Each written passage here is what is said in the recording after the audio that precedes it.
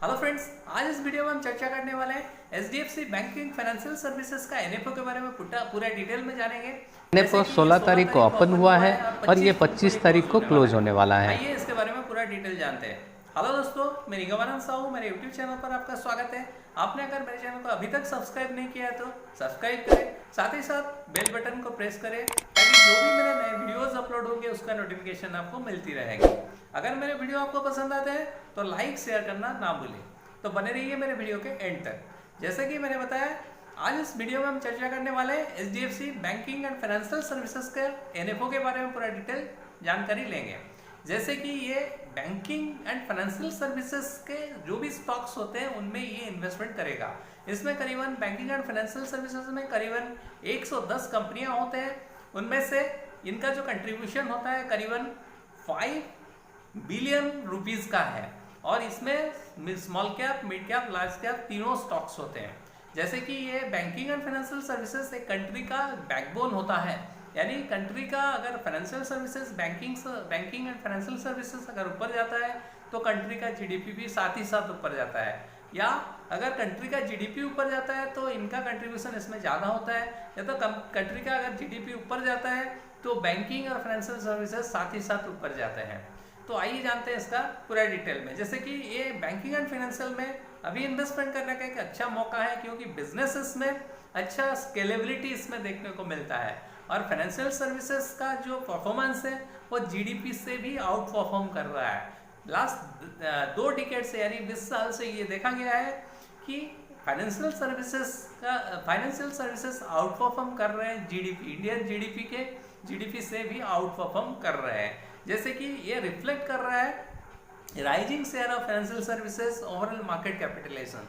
Market में जो shares है उनका ग्रोथ देखने को मिल रहा है, जीडीपी से भी ज़्यादा देखने को मिल रहा है। जिस रेट से जीडीपी बढ़ रहा है उससे ज़्यादा रेट से ये बैंकिंग फाइनेंशियल सर्विसेज का ग्रोथ देखने को मिल रहा है।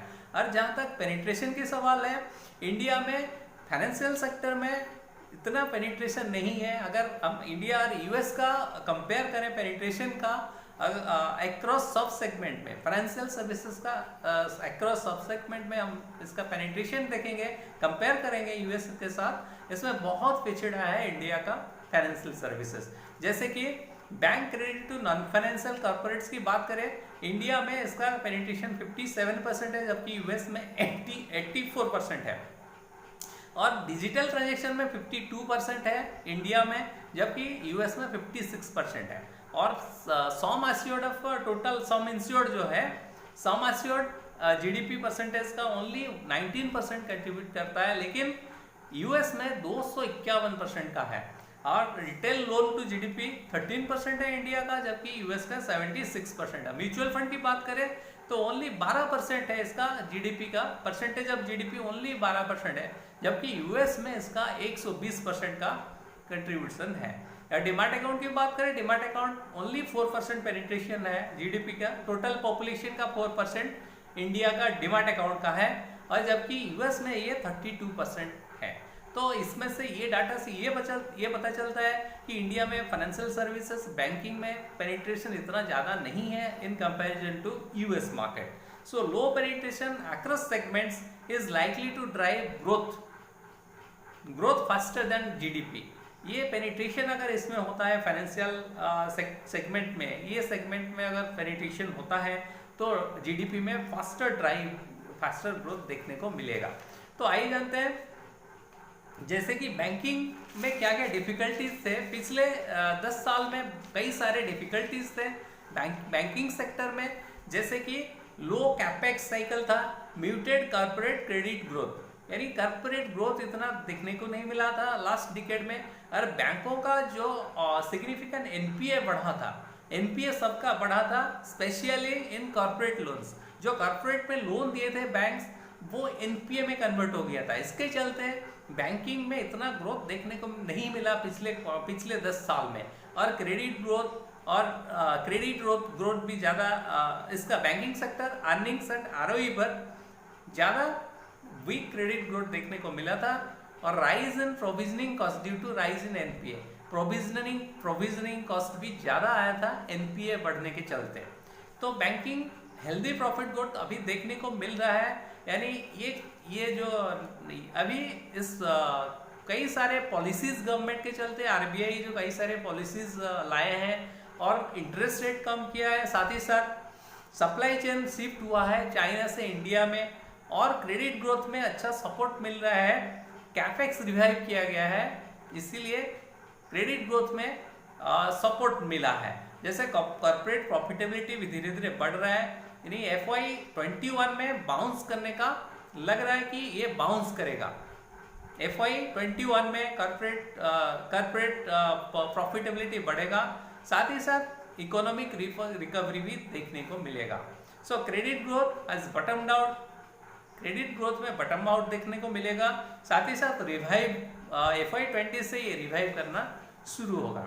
जैसे अगर हम रिटेल लोन की बात करें, रिटेल लोन में भी सेकुलर ग्रोथ देखने को मिलेगा लॉन्ग टर्म में, क्योंकि ये फिजिकल फॉर्म से डिजिटल मोड में कस्टमर एक्विजिशन कर रहे हैं और increasing usage of digitalisation and analytics select to disburse credit.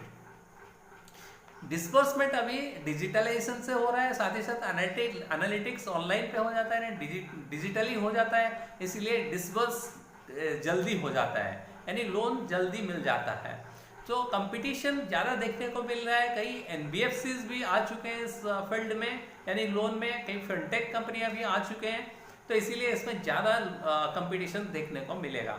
और साथ ही साथ इंटरेस्ट में बहुत कम इंटरेस्ट अभी चल रहा है, यानी RBI ने इंटरेस्ट को कम किया है, लो पेनिट्रेशन है, साथ ही साथ ईज ऑफ एक्सेस हो गया है, यानी हर किसी के पास अभी मोबाइल फ़ोन अवेलेबल है, उसके चलते सारा चीज़ वो मोबाइल से भी एक्सेस कर पा रहा है। सो इसीलिए क्रेडिट ग्रोथ को फास्टर आगे जाके ये फास्टर होने वाला है, क्योंकि सारे चीज़ मोबाइल पे हो जाता है। पिछले कई सालों से NBFCs का ग्रोथ ज़्यादा देखने को मिल रहा है, यानी इनका पेनिट्रेशन रूरल एरिया में ज़्यादा देखने को मिल रहा है, क्योंकि सारे बैंकिंग रूरल एरिया तक पहुँच नहीं पाए, इसीलिए NBFC में ज़्यादा कंट्रीब्यूशन मिल रहा है, देखने को मिल रहा है in credit growth, in retail credit. जैसे ये प्रोवाइड करते हैं क्रेडिट टू अंडर बैंक, जहाँ पे बैंक अवेलेबल नहीं है वहाँ पे NBFCs प्रोवाइड कर रहे हैं, लोन्स प्रोवाइड कर रहे हैं।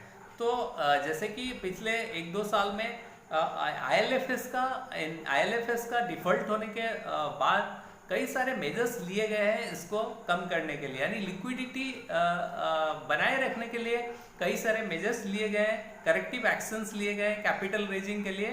तो इसके चलते फंडिंग प्रोफाइल में बढ़ोतरी देखने को मिला है। जैसे करेंटली NBFCs और HFCs रिमेन एडिक्वेटली कैपिटलाइज्ड, अभी काफ़ी बढ़ोतरी हुआ है इनका फाइनेंशियल कंडीशन में, वेल कैपिटलाइज्ड है and significantly above the regulatory requirement, regulatory limit, जो रेगुलेटरी लिमिट्स है उससे ज़्यादा इनका कैपिटलाइजेशन हुआ है। तो इसके चलते comfortable capitalisation, improve liquidity and expected economy recovery good for health of this sector. NBFC में ये आगे जाके अच्छा रिकवरी देखने को मिलेगा, क्योंकि इकोनॉमी में रिकवरी देखने को मिलेगा, साथ ही साथ इनमें भी ग्रोथ देखने को मिलेगा NBFC सेक्टर में। जहाँ तक कैपिटल मार्केट की सवाल है, कैपिटल मार्केट में आप अगर देखें AMCs और वेल्थ मैनेजमेंट कंपनीज आते हैं, एक्सचेंज आते हैं, depository credit rating and brokerage firms आते हैं। तो इसमें AMC की बात करें, India is the seventh largest economy है, लेकिन 17th रैंक आता है MF म्यूचुअल फंड AUM में। अगर AUM की ग्रोथ की अगर बात करें, म्यूचुअल फंड इंडस्ट्रीज की GDP के जो ग्रोथ हुआ है, पहले 2002 में 4.3% था, लेकिन आज के डेट में 2020 में इसका पेनिट्रेशन 12% तक आया है। सो इससे पता चलता है कि इक्विटी AUM में ग्रोथ का जो 5% था पहले, 5% इक्विटी AUM में कंट्रीब्यूशन है ओनली 5%, जबकि ग्लोबल एवरेज है 35%। तो अभी बहुत सारे अपॉर्चुनिटीज बाकी है। और डिमाट अकाउंट की बात करें, डिमाट अकाउंट में भी कई सारे पेनिट्रेशन देखने को मिल रहा है रिटेल सेगमेंट में, क्योंकि नंबर ऑफ डिमाट अकाउंट्स बहुत सारे खुल रहे हैं। और NSE का जो अकाउंट एक्टिव कस्टमर्स है वो 4.6 टाइम्स बढ़ा है बिटवीन 2014 से 2021 के बीच में, ये 4.6 टाइम बढ़ा है, यानी एक्टिव कस्टमर्स बढ़े हैं। तो इसमें low interest rate on deposits to encourage diversification towards other financial asset, यानी लोग ज़्यादातर फिक्स डिपॉजिट में इन्वेस्टमेंट नहीं करते हैं। इसके अलावा जैसे कि डीमार्ट सर्विसेज ले रहे हैं, म्यूचुअल फंड में इन्वेस्टमेंट कर रहे हैं, तो इसीलिए वो डाइवर्सिफिकेशन मिल रहा है और इनको ग्रोथ मिल रहा है। और इनको despite growth in DMart accounts there is huge opportunity to grow when compared to China and India, China and US. जैसे फिनटेक की बात करें, फिनटेक टेक्नोलॉजी की बात करें, इनका भी कंट्रीब्यूशन बहुत ज़्यादा होता है फाइनेंशियल सर्विसेज में। जैसे कि the scope to fintech ecosystem has expanded due to rising number of smartphones in India। जैसे कि मैंने बताया इंडिया में स्मार्टफोन यूज़ कर रहे हैं, अभी बहुत सारे लोग स्मार्टफोन यूज़ कर रहे हैं, करीबन 37% ऑफ पॉपुलेशन यूज़ कर रहे हैं स्मार्टफोन। इसके चलते पेनिट्रेशन मिलेगा, स्मार्टफोन्स यूज़ कर रहे हैं, इसीलिए फिनटेक सर्विसेज में पेनिट्रेशन ज़्यादा देखने को मिल रहा है धीरे धीरे। This is the scope of fintech companies, जैसे कि पेटीएम की बात करें या कई सारे फिनटेक कंपनीज का ज़्यादा ग्रोथ इसके चलते देखने को मिल रहा है, क्योंकि जो स्मार्टफोन का पेनिट्रेशन ज़्यादा हुआ है इंडिया में, 37% का लोगों के पास अभी स्मार्टफोन्स है, उसके चलते वो फिनटेक कंपनियों का ज़्यादा ग्रोथ देखने को मिलेगा, आगे आने वाले समय में देखने को मिलेगा। और अगर हम बात करें space light why investment opportunity, fintech companies का ग्रोथ कैसे हुआ है। जैसे यूएस की अगर बात करें, यूएस में स्क्वायर है फिनटेक कंपनी, इसके अलावा स्ट्राइप है, और इसका जो कंट्रीब्यूशन है यानी फाइनेंशियल फिनटेक कंपनी का यूएस में कितना अभी इसका कितना मार्केट है, यानी टोटल जो है $287 बिलियन का मार्केट है यूएस में। जबकि चाइना में जैसे एंड फाइनेंशियल सर्विसेज से लैफेक्स ड्यू करके कंपनी है, इनका जो कंट्रीब्यूशन है करीबन चाइना का कंट्रीब्यूशन है इसमें यानी फिनटेक में, जो कि करीबन $205 बिलियन का फिनटेक कंपनी का कंट्रीब्यूशन है। इंडिया में इतना पेनिट्रेशन नहीं है, करीबन ये $38 बिलियन का अभी है। इसमें बहुत सारे अपॉर्चुनिटी आगे जाके हो सकता है, यानी बहुत ग्रोथ देखने को मिलेगा। जैसे कि पेटीएम, फोनपे वगैरह है इंडिया में काम कर रहे हैं, इसमें $38 बिलियन का अभी बिजनेस कर रहे हैं, आगे जाके इसमें भी ग्रोथ ज़्यादा देखने को मिलेगा।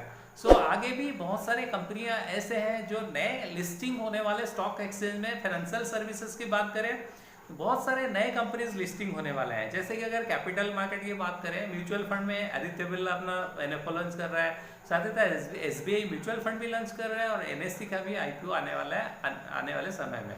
और साथ ही साथ जीरोधा ऑप्स्टर जैसे कंपनियों में यानी डीमार्ट सर्विसेज प्रोवाइड करने वाले कंपनियों का भी लिस्टिंग होने वाला है आगे आने वाले समय में।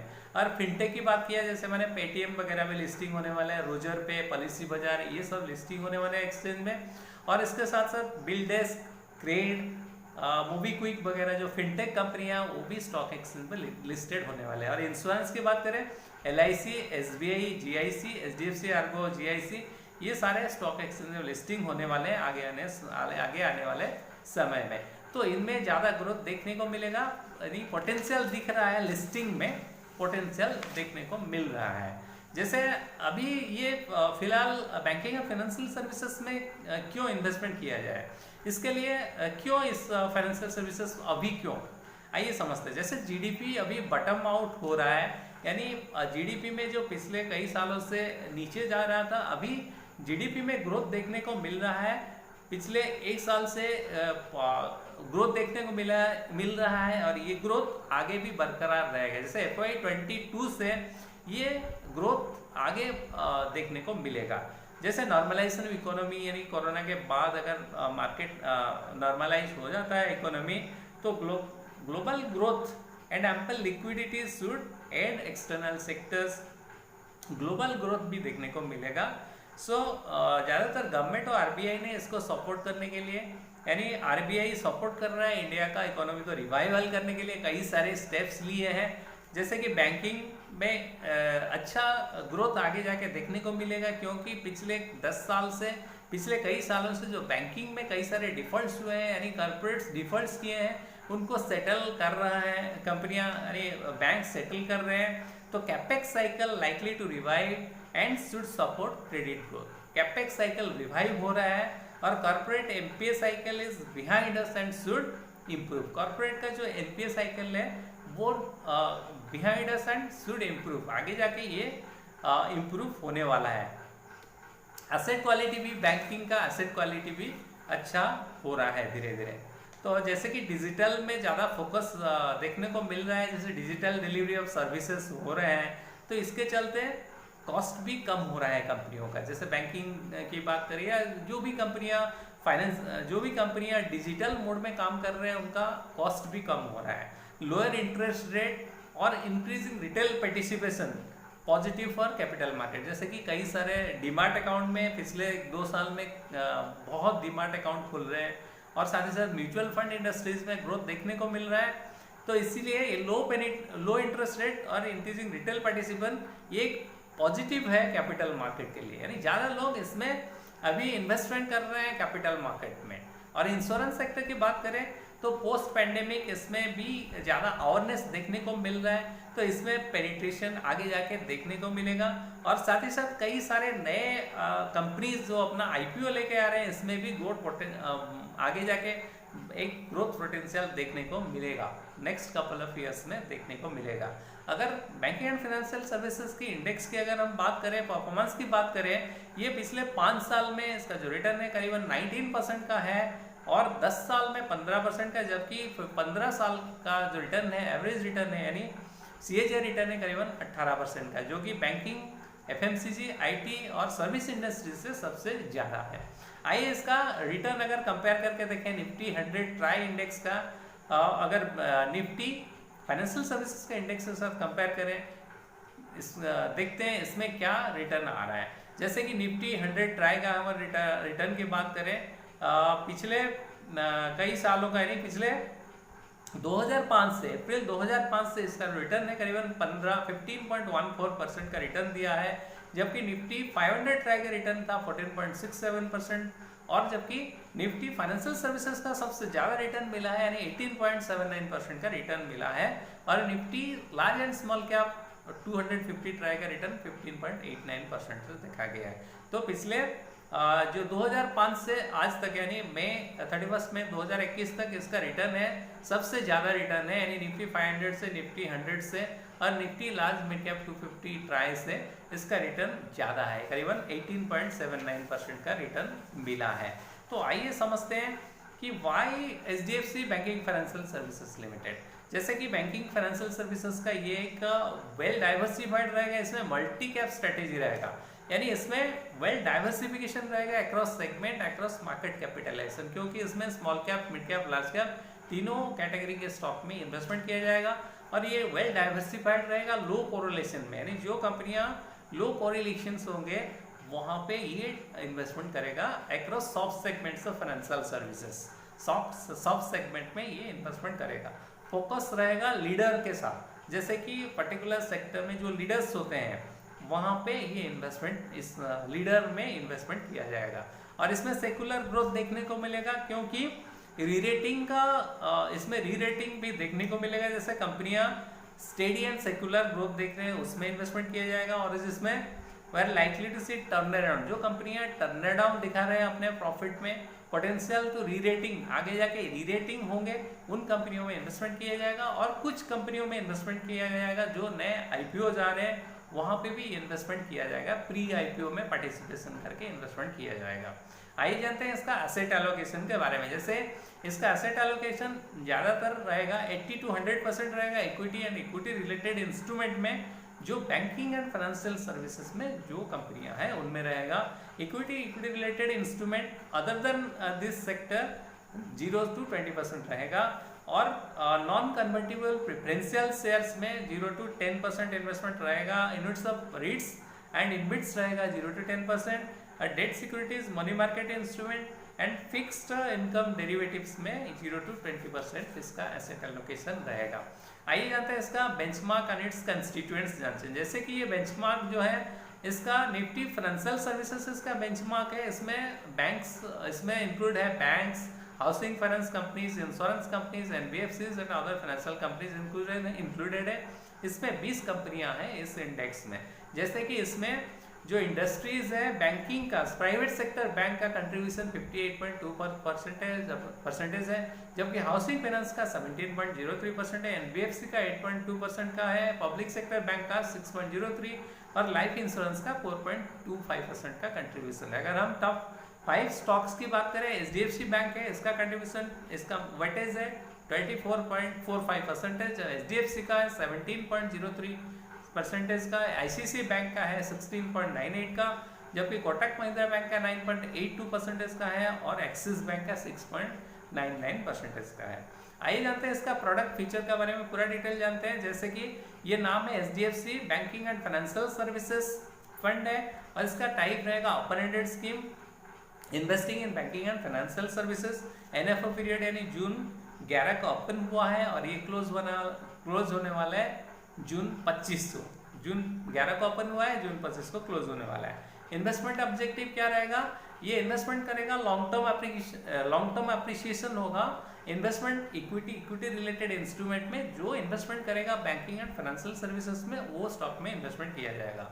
और इसमें जो मिनिमम, ये जो फंड मैनेजर है मिस्टर आनंद लद्धा है और इसका जो प्लान्स है वो डायरेक्ट है एंड रेगुलर दोनों है। ग्रोथ एंड पे out of income distribution come capital withdrawal option दोनों है और इसमें मिनिमम इन्वेस्टमेंट 5,000 रुपये है और इसके बाद आप 1,000 रुपये करके इसमें बढ़ा सकते हैं, एडिशनल परचेज आप कर सकते हैं। और इसका एंट्री और एग्जिट लोड 0 है अगर 1 साल के बाद अगर बेचते हैं, और 1 साल के अंदर आप अगर अपना इन्वेस्टमेंट को से निकलते हैं यानी बेचते हैं तो आपको 1% का एग्जिट लोड लगेगा। और इसका बेंचमार्क जो है निफ्टी फाइनेंशियल सर्विसेज ट्राई है। कौन इन्वेस्टर इसमें इन्वेस्टमेंट करेगा, जो लॉन्ग टर्म के लिए कैपिटल अप्रिसिएशन चाहते हैं वो इसमें इन्वेस्टमेंट कर सकते हैं। और ये इसमें इन्वेस्टमेंट करने से पहले आप अपना फाइनेंशियल एडवाइजर से एक बार सलाह जरूर लें। मेरा वीडियो आपको अगर पसंद आए तो लाइक शेयर करना, साथ ही साथ सब्सक्राइब करना मेरे चैनल को। अगर ऐसे अपडेट्स के लिए मेरे चैनल को सब्सक्राइब करें, साथ ही साथ बेल बटन को भी प्रेस करें। Thanks for watching my video.